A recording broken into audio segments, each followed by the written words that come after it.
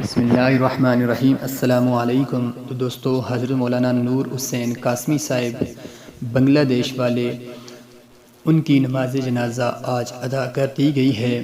ہزاروں کی تعداد میں اساتذہ کرام، علماء کرام، طلباء کرام اور دیگر لوگوں نے ان کے جنازے میں شرکت کی، اور جنازے کے مناظر جو آپ کو سامنے تصویر میں نظر بھی آ رہے ہیں، یہ حضرت مولانا نور حسین قاسمی صاحب جمعیت علماء اسلام بنگلہ دیش کے جنرل سیکرٹری تھے، اور آپ وفاق المدارس العربیہ کے نائب صدر بھی تھے۔